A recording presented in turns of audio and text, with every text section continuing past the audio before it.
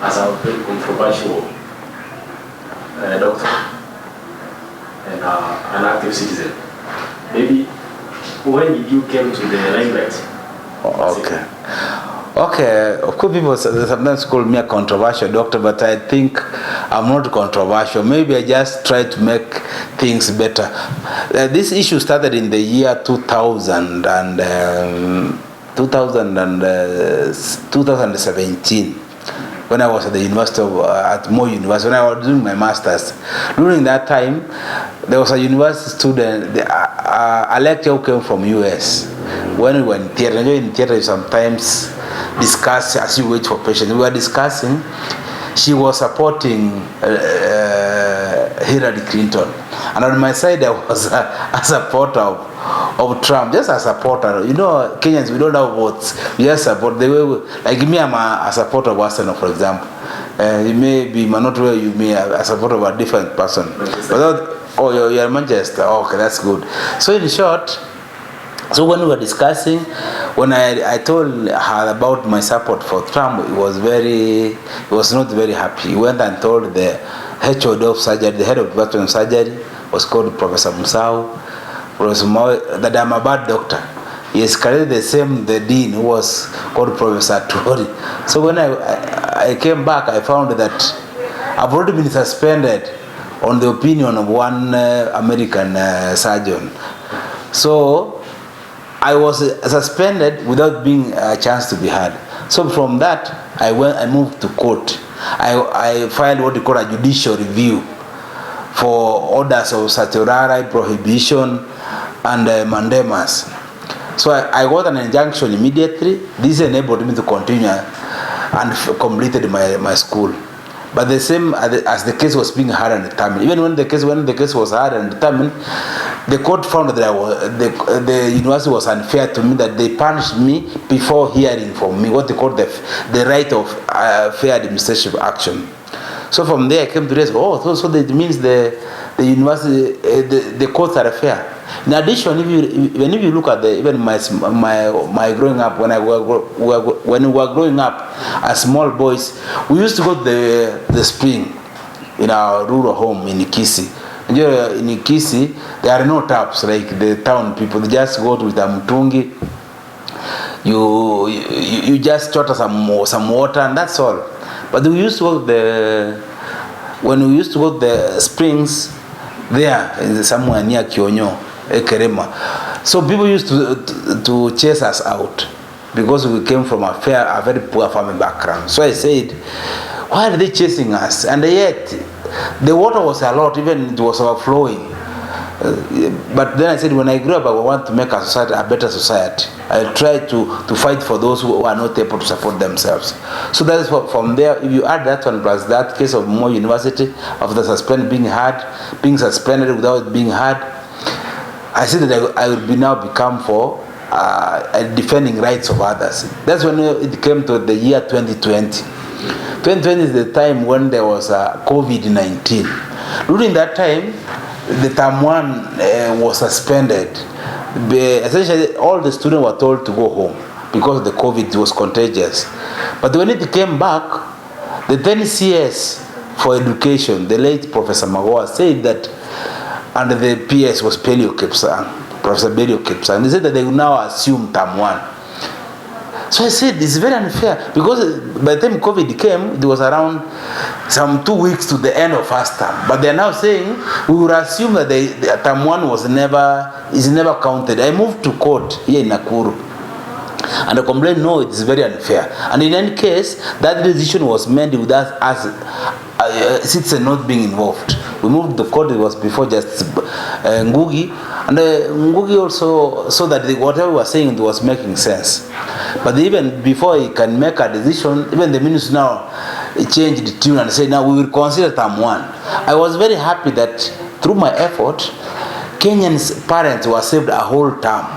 Because a whole term, it means if we were to repeat it, it means there would be more money you use, teachers will do the same work again, and this. So we changed that narrative.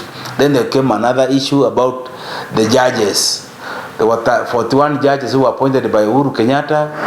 then we decided to pick 34 and leave other 6. I moved to court. I said that this is very unfair to pick some judges and leave others. If they were all recommended by JSC, then let us appoint all of them. And the law provides that if you have a problem with a judge, you can move the chairs through this Article 160 to remove for removal of that judge. Because I always ask, whereas us citizens are fighting for justice, even judges have also rights for justice. So that time I moved to court for justice of the justices, because I always believe in a fair society. The way my young life was, that I suffered when I was young, I would not wish anybody to suffer the same. So that then there were many other cases which came, like for example, there was a time when MCAs were given 2 million car grant to pass the BBI. I moved to court, although the court dismissed the case, but they appreciated what I was trying to put across. Then there was another case where then there's another case which I also put forward, the affordable housing bill. This is a bill which was forced through our throat by the current regime. And if you look very well, it's against the what I call rights of the property. You are forced. For example, your salary is your private property. Reason being that you work for it to earn it. Then somebody forces to remove part of your money to be used to build houses for others. Even you yourself, you want the house, you have to buy it. That money which you have already been levied will not be counted. That's not. It's very unfair that if some of us what we may organize. There are some people, because if you realize housing is a right, nobody is against housing. What we are saying is the model. It's like a Ponzi scheme where people are forced to part with money, and then others are build houses. In any case, in fact, this even what matters was this housing scheme is in a manner that we use public land to build the houses for private individuals. Which private. If you read the chapter on land, public land is held in trust by National Land Commission. This is not supposed to be given unless it's well alienated according to the law. Now, that's why I pushed the case. Of course, we lost in the High Court, but the case is before the Court of Appeal. In fact, it's going to be heard within this month or next month, and I am very sure the High Court, the Court of Appeal will agree with us. Then there was the Shah case. The Shah case is what I call outright rip-off. This is where Kenyan people were ripped off their hard-earned money. If you realize, the NHIF was essentially working. Of course, it was having some bottlenecks. And the NHIF board in itself said, we only need just 800 million, which is 0.8 of a billion, to make this NHIF better. But through the wisdom or lack of it of this government and the extravagant nature of this government, instead of using 0.8 of a billion, let us even say instead of using 1 billion, they moved to 1 billion, they looked for a system costing 104 billion. So essentially 103 billion was used up by cartels. We have moved to court, and even in that case, and the case is so straightforward. We are almost 100% of winning, that this was a straight rip-off. There was, if you read Article 227 of the Constitution, they said any method which you use to select procurement must be competitive, transparent, fair. But this was not. Just some few people, they just picked some few Kenyans, Safaricom Consortium, Apiero, and some guys from Dubai, and then they said that this is the Shah system. If you realize, we would have used just 1 billion and saved 103 billion of Kenyan shillings. Because if you realize, Manoti, the country we live in, money is a scarce resource. We need to use this money for do other things like education, like infrastructure, health, among others. But if we take 103 for other things, illegally against the constitution, then it means we are affecting other people. So that's what we are saying, and we're waiting for the judgment. In addition, there was another case which I moved to court. It's called e-citizen. If you realize, if you want anything like a good conduct, you have to go through your e-citizen. You want even a driving license, e-citizen. You want anywhere, e-citizen. E-citizen in itself is not a bad platform. It's a good platform.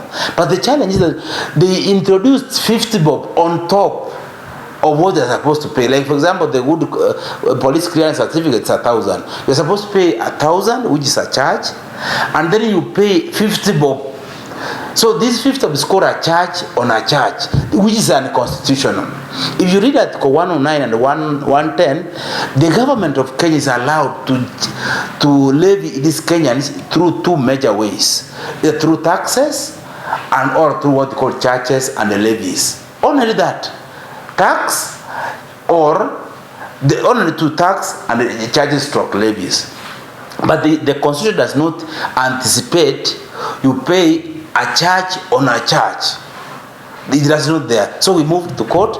The court agreed with us that the fifth of their levying is unconstitutional because people were not involved. Even the system itself, we were not involved. But there's another case about the system. Me, I moved about the issue of the 50 bob. And the Honorable Justice Muita agreed with us. That's unconstitutional. But due to this impunity we have in this regime, they have continued charging Kenyans. And I am fighting for Kenyans to ensure that any legal money which they are being levying from them is not allowed. So I filed another contempt application. Contempt essentially saying that these guys wanadharau authority ya mahakama. We are meeting before the same by 30th of this month, and I'm very sure these people will be forced to effect the court judgment. In addition, we filed another case of what else? Of even this MAT. This is what they call the president came and said he wants to fight corruption. He looks like he's coming from Mars. He has just landed in Kenya. He wants to fight corruption. But I say it, and he meant what he call a multi-agency team to fight corruption. But I moved to court against that because number one, all of us Kenyans, we want this country to be corruption free, and we want corruption to be fought. But we want the corruption to be fought through institutions, not through people or ad hoc committees. Because he said even the irony of that committee, that it will be headed by the executive office of the president. Just imagine that. It's like having a sheep, like a hyena, being the head of the sheep that it wants now to govern.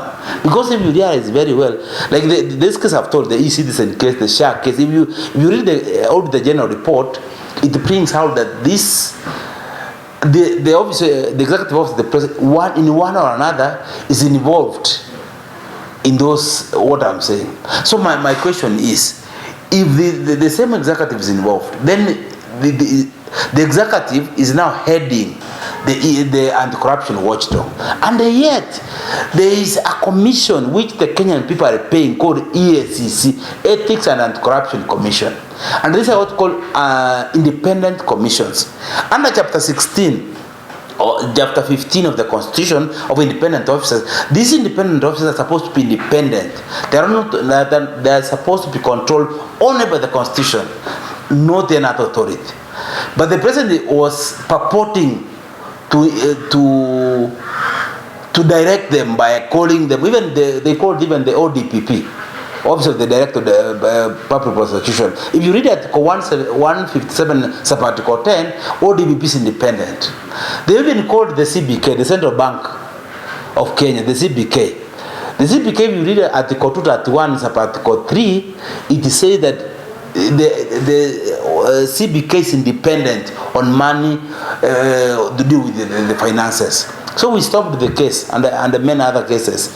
So if you realize this, I filed many cases. If we come back to Nakuru, there was a time this governor, we are discussing, Governor Susan Kihika, had appointed CCs, 10 CCs. If you look at them, prima facie, they came from one ethnic community. And if you read section 35 of the County Government Act, you read with Article 10, Article 73, Article 75, Article 232 of the Constitution, it says there must be inclusivity. I moved to court, and the court agreed with me that if you look at these individuals, prima facie, they don't represent the ethnic composition of this county. Because section 35 says that when a governor is making the CE's appointment, he or she must consider ethnic presentation. Why is that section?